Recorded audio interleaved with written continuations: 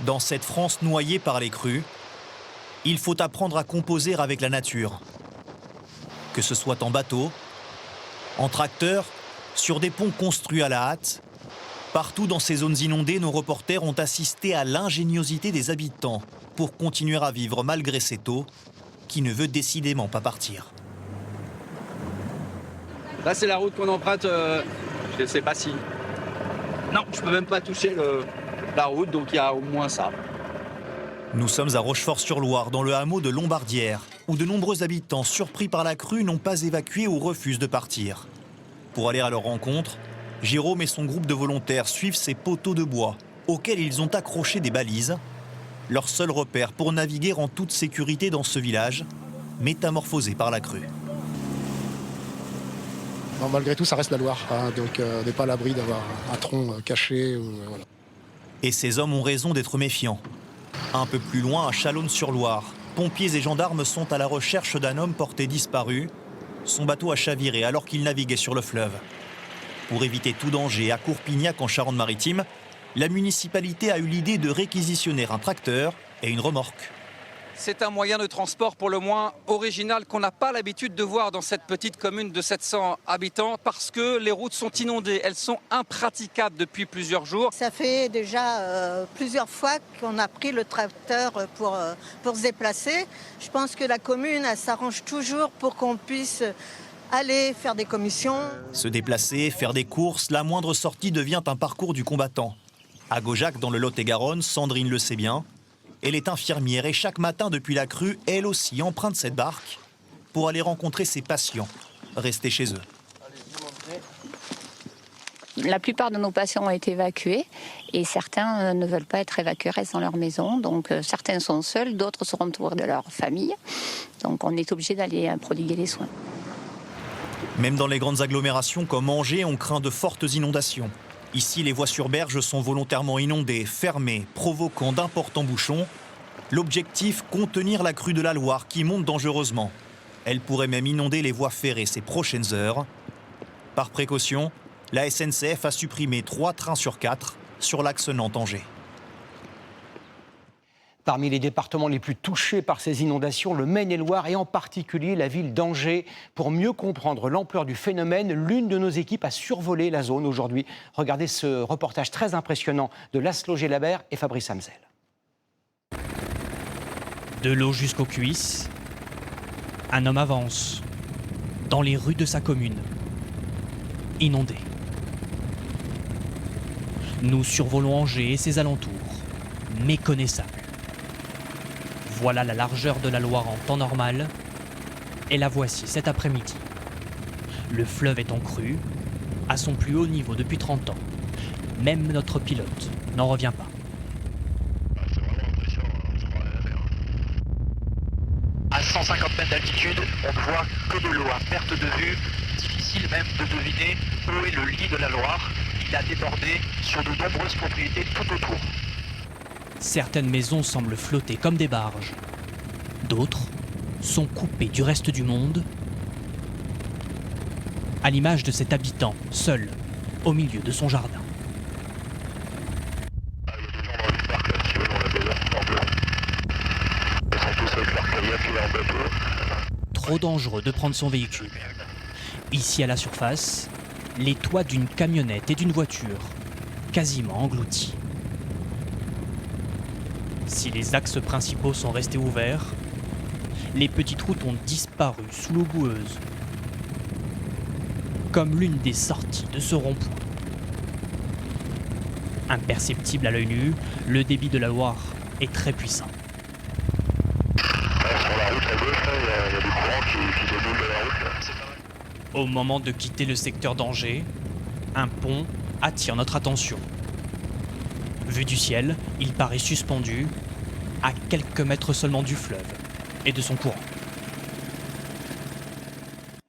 Regardez maintenant cette carte de Météo France. Elle concerne la journée de demain. 20 départements sont placés en alerte orange pour vagues submersion, vent, crue et même avalanche dans les Alpes. 4 départements, vous le voyez, sont toujours en alerte rouge. Parmi eux, la Charente-Maritime. À Saintes, plus d'une centaine de maisons ont dû être évacuées. L'eau pourrait atteindre un niveau historique. Antoine Casabonne et Christophe Devon. Bertrand met à l'abri Porté par les pompiers, Anouk emporte quelques affaires avant de quitter son domicile, où l'eau est désormais partout. En 3 ans, c'est la 2e fois qu'elle subit des inondations. C'est vrai qu'on s'habitue, mais ça reste fatigant, quoi. À force, tout le temps mettre les bottes, tout le temps faire les allers-retours avec les pompiers, enfin, c'est chiant. 2021, 2023, 2026, Saintes subit sa 3e crue majeure en 5 ans. Et celle-ci est la plus importante. L'eau continue de monter de manière extrêmement rapide. Ici, regardez, ce matin, dans cette même rue, nous avions de l'eau jusqu'à la taille. Elle est désormais au-dessus du nombril. Et comme vous pouvez le constater, il se met à pleuvoir, ce qui, bien sûr, n'arrange rien à la situation. À 17h, le niveau de la Charente dépassait les 6,37 m. Dans ce quartier, le réseau d'assainissement ne fonctionne plus. L'électricité a été coupée. Les derniers foyers tentaient de rester se résignent à partir. C'est une situation qui est un petit peu angoissante. On se demande un peu où on va aller, quand. On n'est pas au meilleur de la forme. Hein. Au total, plus de 1000 logements sont inondés. Les évacuations s'enchaînent et la lassitude gagne ce retraité. J'ai qu'une idée maintenant, c'est de retourner aux Antilles parce que j'ai vécu 25 ans là-bas et que j'en ai marre d'ici. Oui, j'en ai ras-le-bol. Hein. Dans la rue voisine, l'eau s'est infiltrée chez Cédric, qui tente de sauver quelques meubles. De telles crues à répétition lui donnent envie de déménager, mais c'est impossible, selon lui. Voilà, on n'a pas le choix, parce qu'on n'a pas fini de payer la maison, donc on est obligé de rester. Et on ne peut pas déménager, quoi. Et puis ça ne peut pas se vendre, donc on est obligé de rester. À cause de ces inondations ? À cause d'une inondation, ouais, personne ne va vouloir acheter. Ouais. Ou alors ça va casser les prix. Les inondations à Saintes risquent de durer. Le pic de crue pourrait dépasser les 6,50 m en fin de semaine. La nouvelle n'est évidemment pas très réjouissante, mais une nouvelle tempête baptisée Pedro arrive ce soir sur la France. Vous la voyez avec ce mouvement d'enroulement en rouge. Elle va d'abord balayer l'ouest du pays, apportant encore plus de pluie, de très fortes vagues et des vents à 110 km/h. À quoi faut-il s'attendre dans les prochains jours ? Joséphine de Franqueville, Jo Sacal et Axel Charles Messens. Bertrand met à l'abri ses affaires au premier étage, en prévision des nouvelles pluies de demain. Si ça monte comme ils l'ont dit, là c'est touché. Toute la pièce, là. Il y aurait 40 cm, 60 à peu. Sa maison risque d'être à nouveau inondée, car la crue de la Garonne, qui menace encore son jardin, risque de s'aggraver. À quoi s'attendre pour demain ? Une tempête nommée Pedro, venue de l'Atlantique, balaye actuellement le pays et va se renforcer au cours de la nuit et demain. Météo France alerte sur 3 risques. Des rafales de vent, notamment dans le Roussillon, jusqu'à 120 km/h. Des risques de submersion sur tout le littoral, avec des vagues de 6 mètres de haut, comme celles que nous avons pu observer en janvier. Et des chutes de neige dès 800 mètres. 30 cm supplémentaires dans les Alpes, le risque d'avalanche sera maximal. Est-on entré dans un cycle de tempêtes à répétition ? Depuis le 1er janvier, nous avons eu Goretti, Harry, Ingrid, Christine, Leonardo, Martha, Nils, Oriana. Pedro est donc la 9e de l'année et nous ne sommes que mi-février. C'est ça qui est assez inédit, d'avoir une succession de dépressions qui ne s'arrêtent pas. Ça engendre des cumuls de pluie très importants, notamment sur les régions de l'ouest du pays. Ces prévisionnistes ont constaté que 2026 est le début d'hiver le plus pluvieux jamais enregistré en Occitanie et en Bretagne. À Brest, par exemple, il est tombé 456 mm de pluie, l'équivalent de 4 mois de précipitations en un peu plus d'un mois. Jamais depuis des années, les agents d'Enedis n'ont été aussi sollicités. 5500 foyers sont toujours privés d'électricité. D'autres, et parfois les mêmes, n'ont pas d'eau potable. Comment intervenir alors que les routes sont impraticables ? La réponse tient en quelques mots, Système D et groupe électrogène. Léa Kebdani, Pierre Jagline et Sarah Francesconi. Un seul arbre qui tombe, au mauvais endroit. Et c'est un tiers de la commune de Sablons qui se retrouve sans électricité depuis vendredi soir. Le pylône électrique a été cassé en 2. Et ici, les inondations compliquent toutes les interventions. Nous avons dans le département encore un certain nombre de routes coupées, donc qui interdisent l'accès à certains endroits. Ensuite, parce que les terrains sont extrêmement gorgés d'eau, nous ne pouvons pas faire intervenir du matériel lourd et donc nos équipes doivent intervenir à pied, donc transporter à pied leur matériel. Le gestionnaire du réseau installe petit à petit des groupes électrogènes pour que les habitants retrouvent du courant. Celui-ci a été récupéré à Orléans, à plus de 400 km de Sablons. Et il n'est pas le seul à venir de loin. Sur les 350 techniciens mobilisés en Gironde, 250 sont arrivés d'autres départements.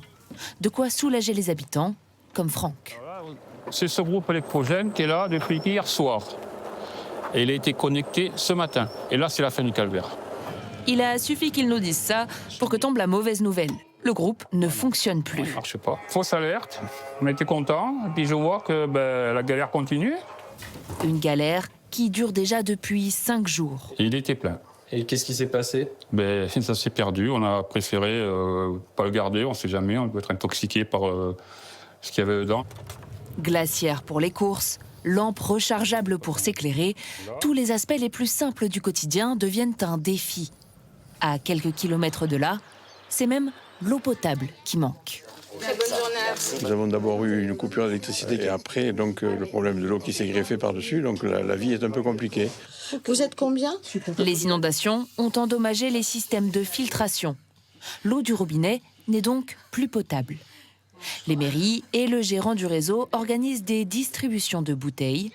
En Gironde, 7 communes sont pour l'instant concernées par cette contamination. Ces inondations vont-elles nous priver de certains fruits et légumes et de viande dans les prochains mois? Des centaines d'exploitations agricoles sont sous l'eau depuis plusieurs jours. Cela aura-t-il des conséquences à long terme? Regardez ce reportage près d'Agen de Yaël Chambon et Christophe Brousseau. Alors par ici, là, il y avait de l'eau par là. Dans le bâtiment, l'eau est montée à plus de 40 cm. À l'intérieur, près de 9000 poussins. Aucun n'a pu être sauvé. Au pire, j'en aurais pris une dizaine, je les aurais ramenés à la maison, mais bon, sur 8000, il y avait pratiquement rien à faire. Là. Ça fait mal. L'éleveur a aussi perdu plusieurs milliers d'euros. Ce bâtiment n'avait jamais été inondé. C'est la première fois que je noie des animaux, quoi. En 39 ans. Ces violentes inondations ont aussi touché les cultures. Le Lot-et-Garonne, jardin de la France, est sous l'eau.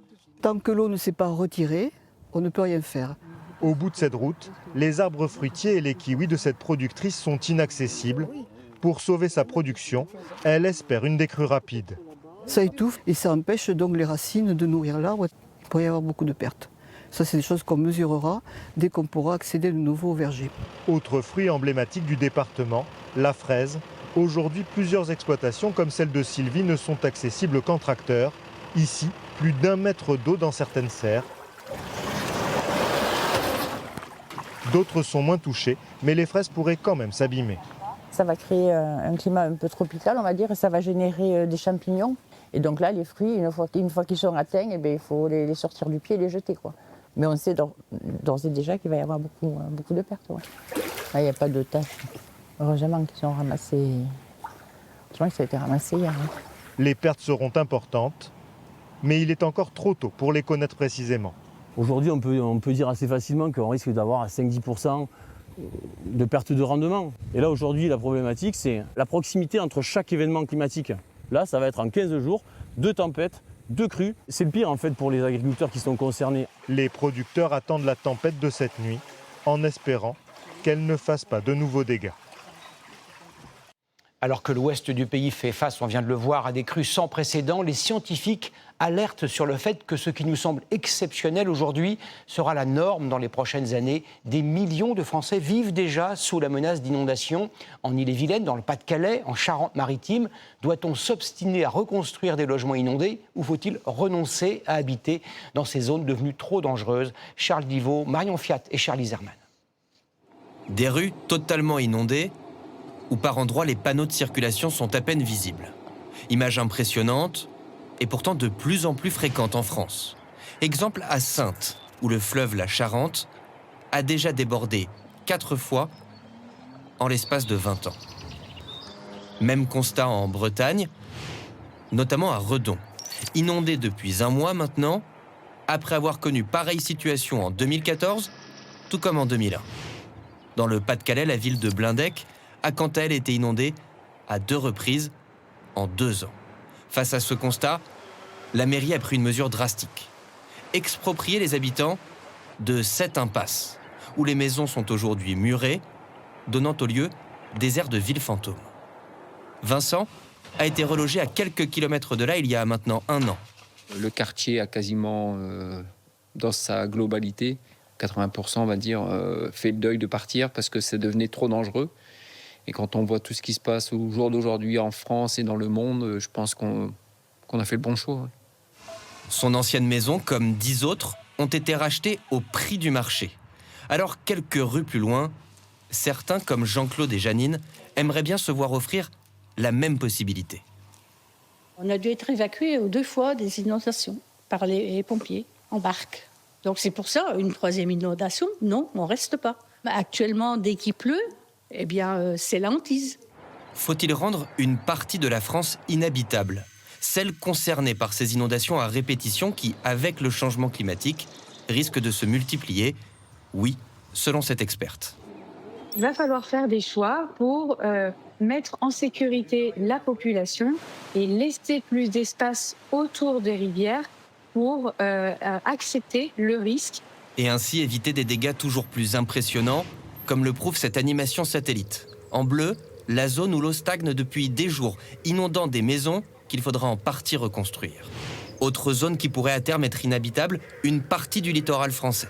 Des projections montrent qu'en 2050, par endroit, la mer inondera les sols sur plusieurs kilomètres. Au total, plus de 5000 logements seraient concernés.